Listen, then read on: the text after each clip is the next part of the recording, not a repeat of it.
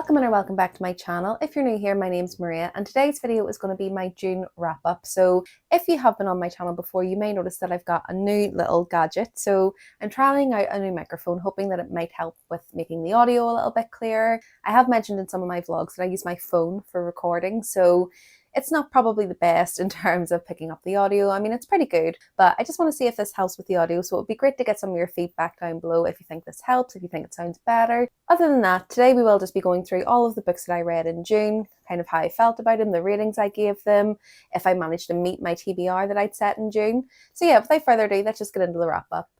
If you did watch my TBR jar picks, my June TBR, you'll see that most of the books that I actually go through today were on my TBR for June. So I pretty much hit all of the books that I needed to read, but there were two that were on my TBR that I didn't manage to get to, and that was My Dark Romeo and Love on the Brain by Ali Hazelwood. And it was no other reason that just when it came to reading them, I just wasn't in the mood for them. I decided to pick up a slightly different book that was part of a series that I needed to finish, so I just didn't end up picking them up. Nothing against them, no other reason than that, and I'll probably just put them back on the cart to be picked in another month. But yeah, I'd say all in all in June, I think I had a really good reading month. I read 11 books in total. It was kind of 11 and a half books. I was kind of finishing a book as July has started, but I'd say overall it was a really successful month. I think there was around 4 5-stars within those 11 books, so I will get into that and you'll find out which ones they were, but I think that's probably the most amount of 5 stars I've ever given in 1 month. So I'm really excited to go through those, kind of tell you which ones they were. So first up, I will go through Things We Never Got Over by Lucy Score. So at the start of the month, I was on a bit of a romance kick and I really wanted to pick up some of the contemporary romance that had been on my TBR for quite some time. So this one we follow Naomi, who has a twin sister who was living in a small town. She is just about to get married, but she doesn't want to get married, and the call from her twin kind of gives her an excuse to be a runaway bride. She goes to this small town and she bumps into a man called Knox, who is basically the grumpy, aggressive, kind of,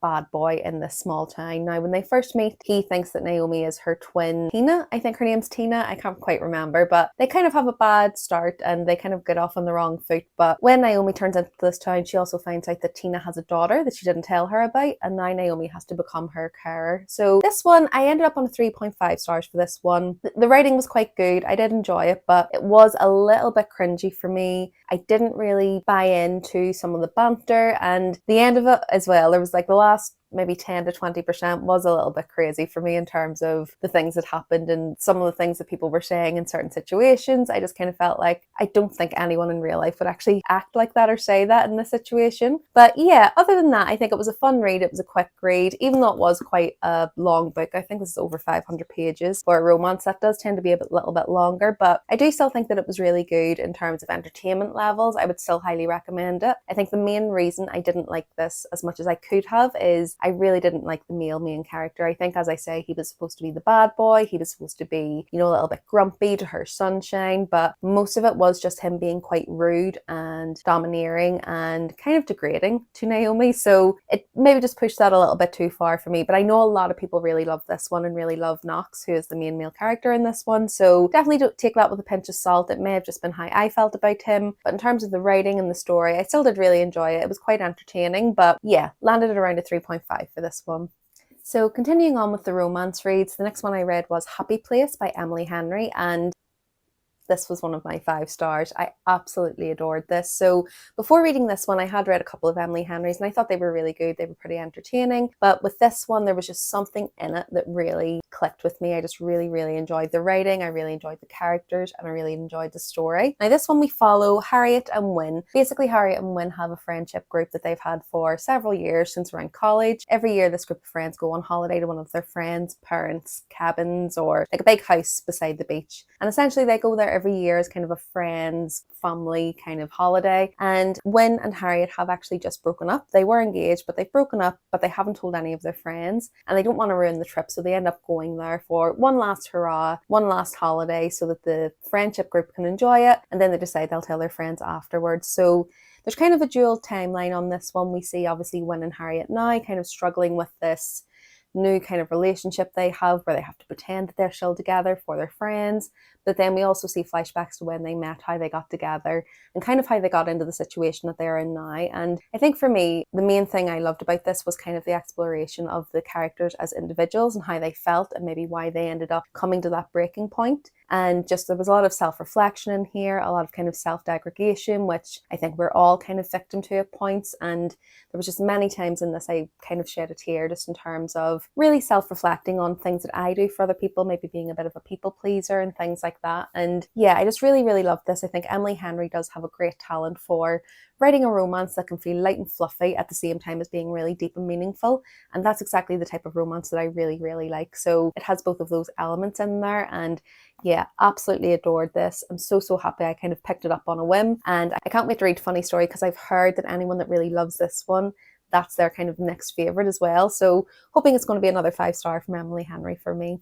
So while I was still in my romance era, I also decided to pick up Love and Other Words by Christina Lauren. Now, this was the first Christina Lauren that I've ever read. I know that they have quite a few really popular books out there, but this is the first one I've had on my TBR, and it's the first one I've read as well. And yet again, this was 5 stars. I've had this on my shelf for so long, and I'm really annoyed that I took this long to read it. But this one, we follow Elliot and Macy, who were basically childhood friends. Macy's mother died when she was quite young, and as part of kind of her wishes, she asked her father to buy a house out in this lakeside town so that they could spend some summers together and, you know, really make the most of their time together as well. So when they go to the lake house for the summer, she meets Elliot, who lives next door. And again, this is another dual timeline, one where we kind of see Elliot and Macy now. So at this point in their life, it's been a decade since they've spoken. Something happened in their past that made them not speak for a decade, and they bumped into each other. So we do kind of get that historical timeline in terms of how they met, how their relationship developed, and then the timeline now of kind of how they rectify that as well. But the thing I really loved about this one was it really felt just very wholesome,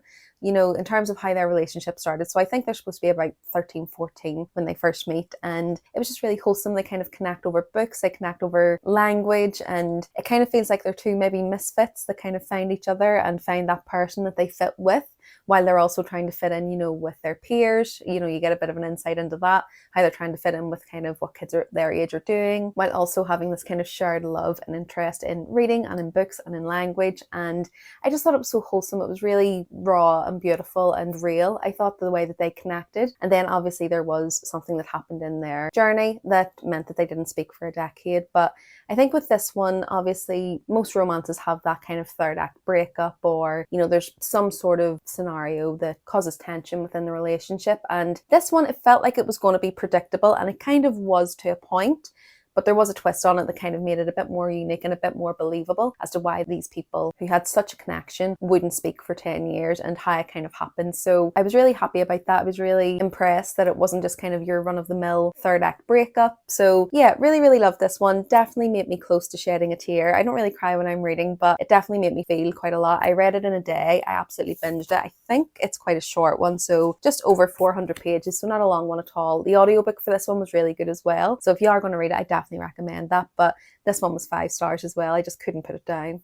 So next up, I read Binding 13 by Chloe Walsh, and this is one that I've basically seen absolutely everywhere. Booktok, Booktube, Bookstagram, everyone raving about it, saying it's great, you know, a really good read. The romance in here is really good, but also kind of the found family and relationships in that way and friendships are really good. So I decided to give it a go. Firstly, she's an Irish author, so I really wanted to try and support her. And secondly, as I say, there was just a lot of hype around this one, so I wanted to see what I was missing out on. Now this one, we follow Shannon, who is a young girl. I believe she's 16 at the time of this book, and basically she's had a really hard upbringing. So firstly, there will be trigger warnings in this one for domestic violence, domestic abuse, bullying, and kind of physical altercations and things like that. Basically her past has been filled with that. You know, she's had quite a rough time up until this point, but her mother kind of has a breaking point and says, right, okay, we're going to send you to this new school, which is the Tommen College basically. Now at this school, she then meets Johnny, who is kind of the star rugby player in the school. He's kind of, you know, your typical maybe jock, for want of a better word, in the school, who, you know, very popular, everyone likes him, the boys want to be him, the girls want to be with him. So, you know, he's definitely kind of the polar opposite to Shannon, who is quite quiet and introverted, mostly because of her past. So a lot of the story is just kind of following them along, following kind of their internal turmoil with certain things. So obviously Johnny is very one-track minded. He wants to become a famous rugby player. He's top of his squad. I believe he plays for Ireland as well, or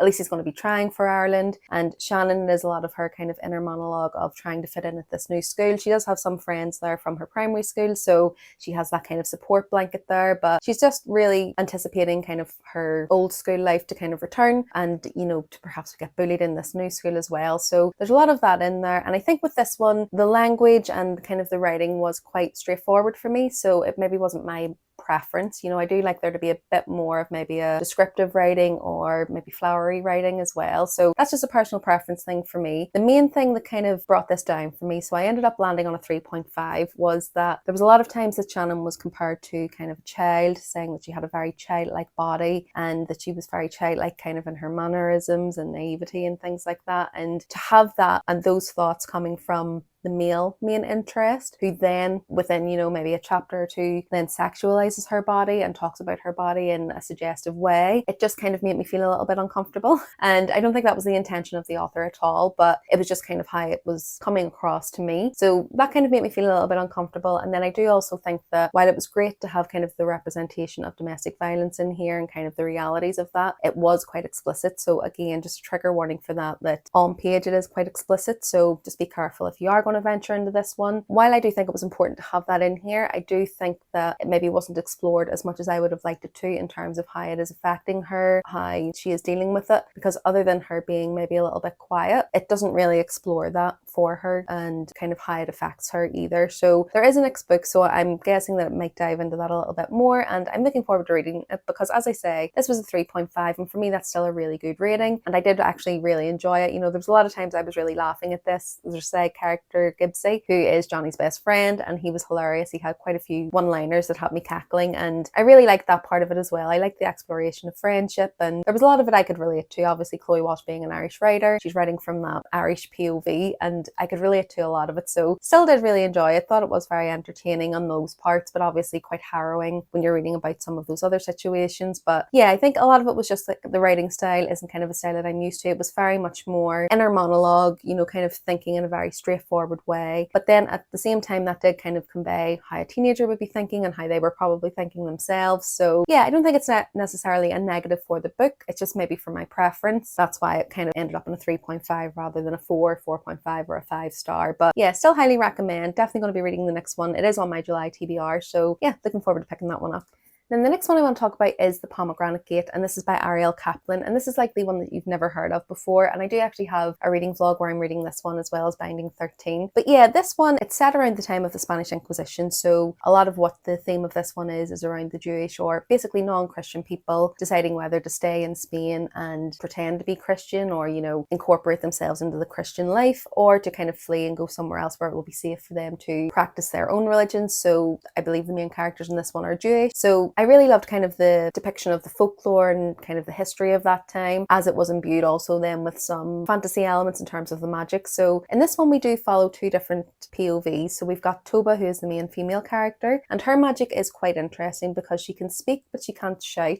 She can walk but she can't run, and she also has the ability to write with both of her hands and in 5 different languages at the same time. So quite strange magical elements there, and for most of her life it hasn't really been an issue, but obviously in these tumultuous times, not being able to run or shout when she's in trouble is quite an issue for her. And then we also have Naphtali, who has these dreams whereby he can almost visit another dimension or another world, and he meets people while he's in there, but his father tells him to make sure that he never tells anyone within those worlds his name or his father's name, because then they'll be able to identify who he is and where he is. But Naphtali doesn't know why he's not allowed to do that. His father never really explains it, but as part of some of the issues that are going on in Spain at this time, his father passes away before he's able to kind of give him the answers to those questions. So Naphtali and Toba, within their town, they end up being part of kind of a caravan and evacuation group who are leaving the city because they don't want to be arrested for not being Christian. And essentially as part of the way, Naphtali notices that Toba is being dragged off the road by kind of a nefarious looking man, and he goes to try and help her. And when they're in the woods, he notices that Toba is about to be attacked by wolves, but for some reason they don't go to her and they just attack the man that she was with,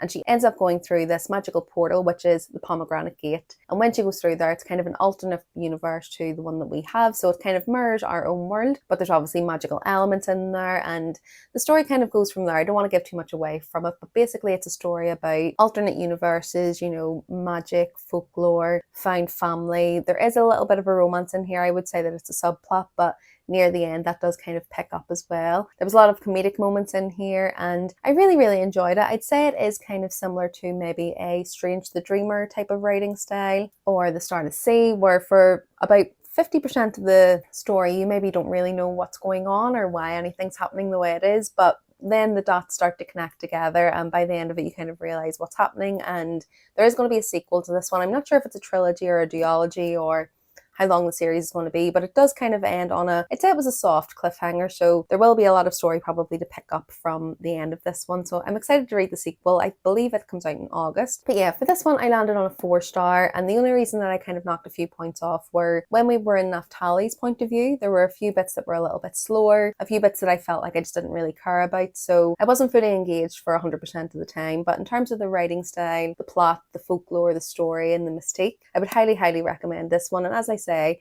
it's not one that I've really heard many people speaking about, so potentially an underrated book, underrated recommendation. So yeah, definitely check this one out if you haven't already. So the next book I want to talk about is A Feather So Black by Lyra Celine, and this was a fairy tale book that I had, and had being the operative word. I don't have it anymore, and that may give you a foreshadowing on how I felt about it, but I will get into it. But basically this one is following our main character Fia, who is a changeling who was left kind of in place of another child within our world. So that's part of kind of the fae folklore, so if you haven't heard about that before, a changeling is kind of a half fae who would be swapped in for, you know, a human child. So Fia was swapped in for a princess of this land, and her whole life she's kind of been brought up to be trained to be a warrior so that she can go and get human princess back. And the queen has kind of been a surrogate mother to her. You know, most of the time changelings will be rejected and they won't be brought into the family, but queen has decided to kind of take her in, be her mother figure, and train her so that when she's old enough she can go and kind of retrieve the rightful princess from the Fae lands. Now Fia also has a companion, Rogan, who they've kind of had a relationship on and off from their childhood. You know, they were childhood lovers, but at this point in the story there's been a rift between them and they're not really romantically involved anymore, but they're both paired together to go on this quest to retrieve the princess from the Fae lands. Now with this they can only enter the Fae lands, I believe it's called Tir na Nog, once a month. And when they go into Tir na Nog, basically they meet with Arian, who is kind of the prince of this land, but he's said to be evil and he's said to be, you know, kind of the bad boy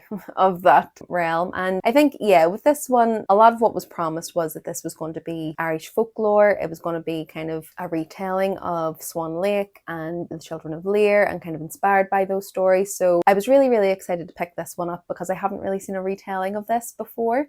And I was expecting it to be quite whimsical and quite lyrical, and it definitely was. I mean, the writing style was quite beautiful. I really did enjoy that, and it was kind of delivering on that. But for most of the story, I found that I just didn't really feel invested with the characters.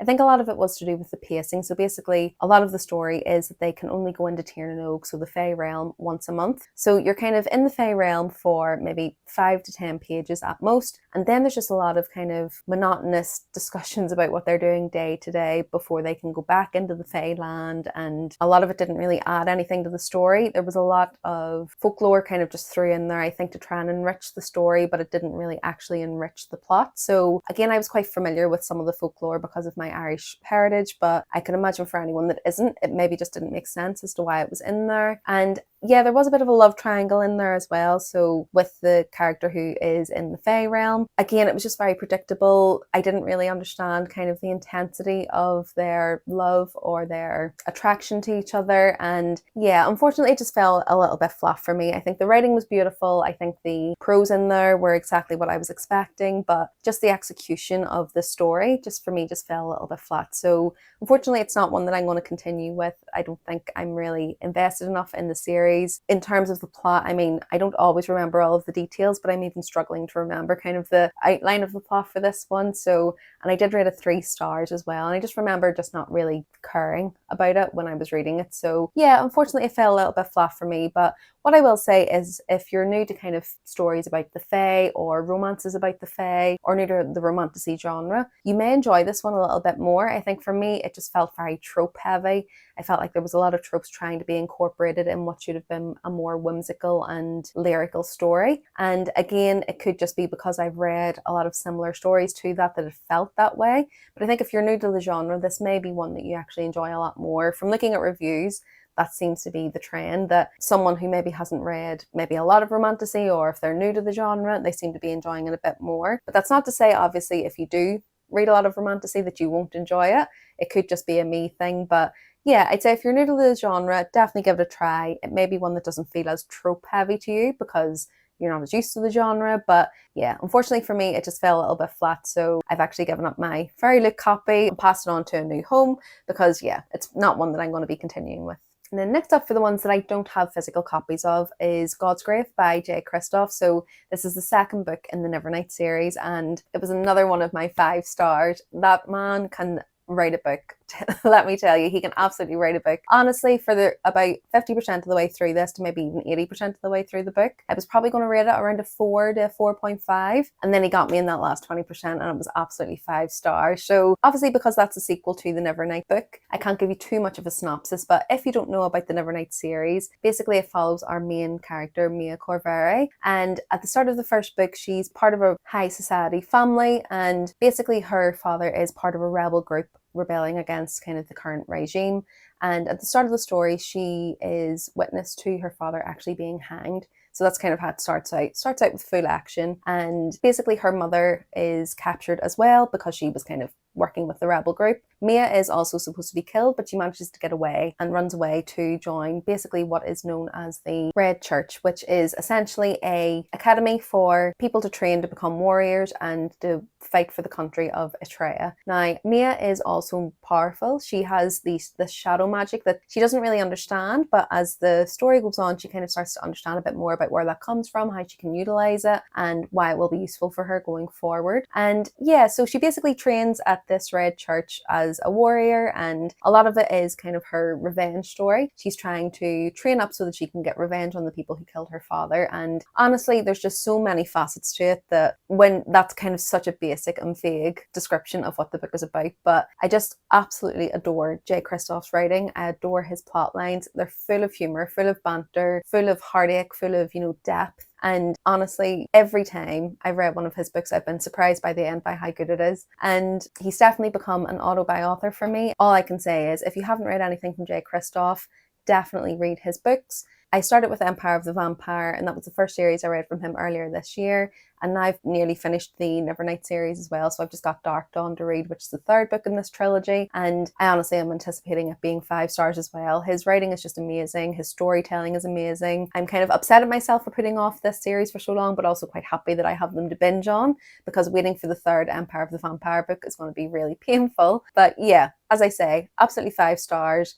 Cannot recommend this writer or this series enough. So if you haven't already checked it out, definitely pick it up. Okay, and since I'm on my 5 stars, I might as well talk about the last 5-star that I had in the month, and that was The Poppy War by R.F. Kuang. And this one, kind of in contrast to the Nevernight series, while there is a lot of banter and happiness within this one as well, is kind of a bit more of a bleak and dark undertone. And a lot of that is to do with the fact that I've read that this has correlation to some true events within, Chinese history. So yeah, just a lot of trigger warnings probably for this one. I would definitely look up a list of them because there's quite a lot in here pertaining to sexual violence, domestic abuse, and things like that. So yeah, just be cautious when you're going into this one. But this one basically follows, it's going to sound quite similar to Nevernight actually, but they are quite different, but follows our main protagonist, Rin, who is an orphan in this world, and she's been brought up by these foster parents who are quite abusive to her. They don't treat her very well. They basically treat her like a slave. They're physically abusive to her as well. And she's about to get married off to quite an old man when she decides that she's going to go and try and join an elite military school called Synagard. Now, to get in there, you do have to be quite intelligent and you have to pass all these different tests, but she manages to get in. She manages to pass all of the tests, and when she's there, she does encounter quite a lot of prejudice because she is darker skinned and she's a peasant. So a lot of the people that get into the school are from the elite kind of towns and from the more rich towns. She's from quite a poor part of the realm, and yeah, she gets a lot of prejudice when she's there as well. And yeah, so from there, she's kind of trained up in this school. She does have some power that, hasn't really been seen, or it's quite rare to have this power, so there's exploration of that. And yeah, the story kind of goes from there. Obviously, war does break out within this land, and basically what I loved about this book was it does make you question your own morality. I think a lot of the tagline in this is nobody wins at war. There's only the person who comes out on top, but it doesn't mean that they were necessarily right. And there's a lot of questions of, no matter what side of the war you're on, does the other side, you know, believe they're right, and could they be right? Are they looking at you as if you're a monster, even though you think they're monsters? And I think with R.F. Kuang's writing, that's the thing that I've kind of consistently felt, is that it's very thought-provoking. It definitely makes me think about how I see things and kind of how the things are in even our current world today. So yeah, really, really enjoyed this one. As I say, there were some lighthearted moments in this as well. So some points where you could laugh, and some of the side characters were really well written. But yeah, I think the overtone of this was definitely quite dark and bleak. And there are times in this that you don't really agree with Rin in terms of what she's doing. But again, that's where you kind of question your morality, where you can kind of see why she's doing these things, but you know that morally they're quite wrong. So yeah, it kind of makes you question, what would you do in that situation? Would you do the same? Do you agree with her actions? And yeah, I just thought it was really good. It does end on a cliffhanger, so I'm really looking forward to reading the second book as well. And I've heard that her kind of actions do get even more deplorable, so it'll be interesting to see if I'm still rooting for her when we get to that point. But yeah, in terms of the writing, in terms of the storytelling, in terms of the impact when I was reading it, this one was absolutely 5 stars, so I highly recommend it. And then on to one that was a bit more light and fluffy. This was actually an ARC I got last month, and it was a novel love story by Ashley Poston. And I've read The Dead Romantics by Ashley Poston and absolutely adored it. Really, really loved the writing. It was just really beautiful while being really sweet and fluffy as well. So I was really excited to read this one, and unfortunately it didn't quite hit exactly the way that The Dead Romantics did. And I was actually expecting it to hit even more, because the premise of the story is that the main character, Eileen Merriweather, ends up in the land of her favourite novel. So essentially she's with all the characters from her favourite novel, and she doesn't know how she got there. So it's just kind of following her journey throughout that. So Eileen was basically engaged. Her fiance called off the engagement quite abruptly, has a new, you know, fiance quite quickly. And essentially Eileen is kind of struggling with that, struggling with the grief of losing that relationship, and all quite relatable. She is part of this book club, and they read this, you know, same novel. It's one of their favourite books, and that's the novel that she wakes up in. And I just thought it was going to be a lot more deep than it maybe was. I do think it was a bit more of a rom-com vibe than I was expecting after reading The Dead Romantics. And I think my main kind of issue with it was that there wasn't really anything happening. You know, I didn't feel like there was a lot of plot in there. There was an MMC in there. He was kind of supposed to be, you know, the grumpy to her sunshine. Now, I would have actually maybe liked to have seen the story from his point of view. There is a revelation at the end about, you know, who he is and why he's there. And I think actually reading from his point of view might have been, you know, for even from the start of the story, and Eileen was kind of part of it. I actually would have loved to have read that story. And yeah, I just wasn't invested in the romance. There wasn't really a lot of moments within the book that made them connect, which made me believe in the romance. And yeah, it just fell a little bit flat for me in terms of that. So I rated it around a 3 to 3.5. Absolutely not a terrible book. I think if you like fluffy rom-coms, you'll probably really enjoy it. But for me, it just didn't hit the mark the same way that The Dead Romantics did. So yeah, unfortunately it was a 3.5 for that one. Okay, and the last 2 books I read then were firstly The Prisoner's Throne, and this is by Holly Black. So this is part of the Folk of the Air series, I suppose it is. There is the original trilogy, which starts with The Cruel Prince, and then we have The Stolen Heir and The Prisoner's Throne. And I read The Stolen Heir a couple of months ago, really enjoyed it. I think I landed on about a 3.5 for this one, and I do have a vlog coming up of me reading both this and the next book that I'll be talking about, the last book I read. But yeah, I think I said in that vlog that the Folk of the Air trilogy is one of those series that I really love, kind of the idea of it, and I really love the world that's been built there and kind of the characterizations that have been built there. But when I'm reading the books, they are kind of a 3.5 to 4 star for me. You know, they're not a 5-star series. And I definitely felt that when I was reading The Stolen Heir. It landed on a 3.5 as well. I love the world, I love the dynamics, and you know, all the trickery and the whimsy in there, but they always end up being around a 3.5. Now with this one, I was actually pleasantly surprised at how invested I was, and especially how invested I was in the relationship. Now this one is from Oak's POV. The first book in this duology is from Ren's POV, who is the female main character, but this one is from Oak's POV, and we did get kind of glimpses of some of the characters from the original trilogy as well, so I think that may have helped with my enjoyment of it. But yeah, as I say, this is the second one in this duology, and it's pretty hard to kind of give a synopsis of who these people are and what they're doing without ruining the original trilogy as well. But all I'll say is, in the first one, they're kind of on a quest. They're reluctant allies to find this magical component which is going to help kind of bring the realms together, bring the kingdoms together. Obviously, there's a lot of mishappenings in here. As I say, this is a world full of kind of traditional fae depictions, full of trickery, deception, and, you know, not your kind of traditional love love story, let's say. So in terms of the alliances and things like that, there's always going to be a few hiccups in there, and this duology was definitely full of that, and it continued on into this book, but I really enjoyed the depictions in here. I was more invested in the love story between these two as well, and I probably even was with Jude and Cardan from the original trilogy, because I just felt that these were characters that were so sweet and really wholesome, and for some reason I was just really rooting for them to kind of have a happy ending. And I don't know if it's because we see them as children in the first book, so that maybe I just really want them to be happy because of that. But yeah, I really enjoyed this. I was really invested in the romance. I feel like it really delivered, and I ended up giving this one a 4 stars, so that's quite a high rating for that kind of series for me. But yeah, I did really enjoy it. I love Holly Black's writing. As I say, I love the world that she's built, and that's a lot of the reason that I kind of stick with these books. But yeah, definitely recommend this one if you've read obviously the original trilogy. I would definitely still recommend The Stolen Hour and this one as well, because even if you're not really that fussed on the storyline in this one, just being able to get those glimpses of kind of some of the characters that you probably love will probably make this worth it.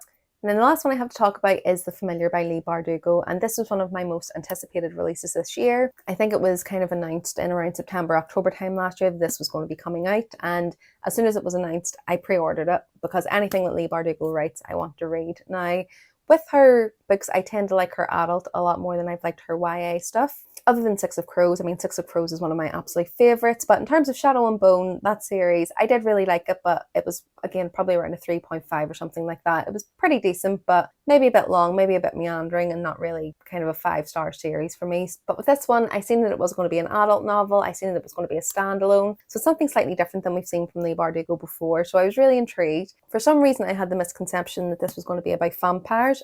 I think this cover is giving off vampire vibes. I don't know about you, but for me it definitely looks like vampires, but sadly to say there is no vampires in this book.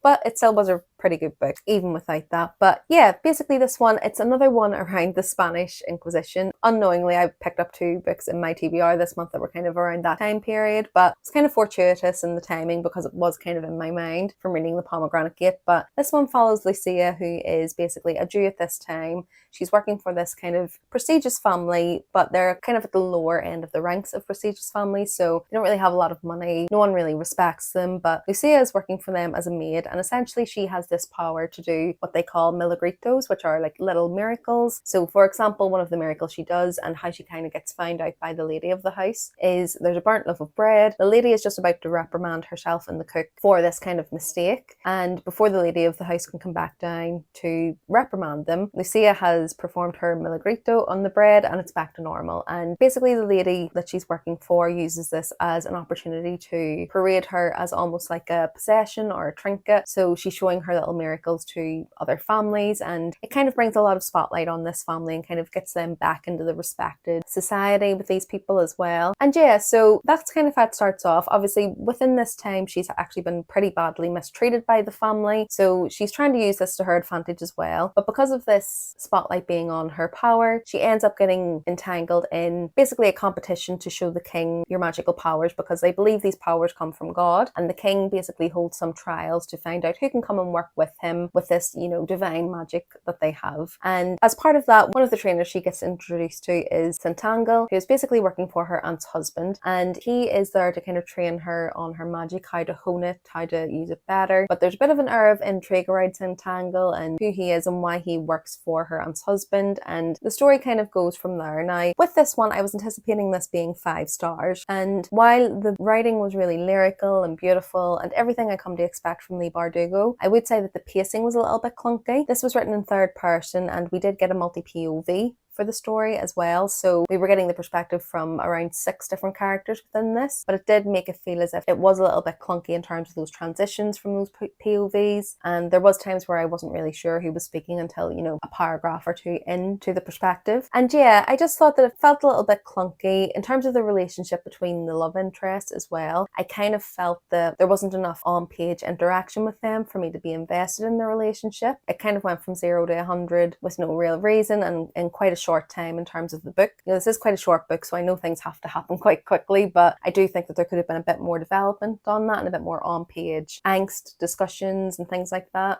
So it just meant at the end of it, I wasn't really invested in the relationship that much. And yeah, I think it just didn't really deliver in terms of the fantasy element either. I did think that this was going to be magical realism with historical fiction in there, but I would definitely say that this was much more, you know, probably 90% historical fiction vibes with like 10% magical realism. The powers and things like that she had were very much a subplot, you know, it was mentioned, but it definitely didn't kind of come to the forefront, I wouldn't say. I know it was kind of centered around the trials, but again, that's kind of the point of me thinking it was going to be more fantasy led, but it definitely just felt more like historical fiction. And again, that's not necessarily a bad thing. If you like historical fiction, I think you'll really enjoy this. Yeah, just a few different things that kind of made it maybe not flow as much or make me not connect with it as much as I would have liked to. I still landed on a 4-star for this one. I still think it's a really good book and I do still recommend it. It just didn't quite hit the 5-star that I was hoping it would. So yeah, these are the books that I read in June, and as I say, I had a few that I don't have physically, but I've put them on screen when I've been chatting about them. But yeah, all in all, 11 books, and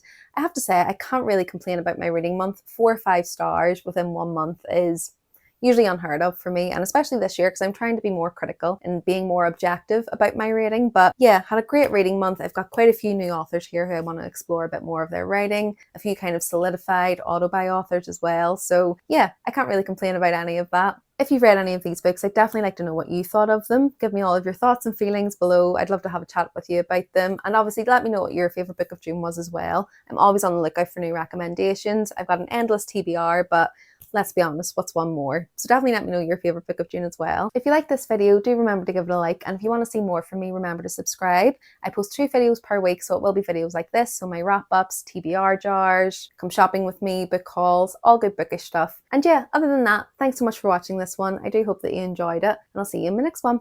Bye!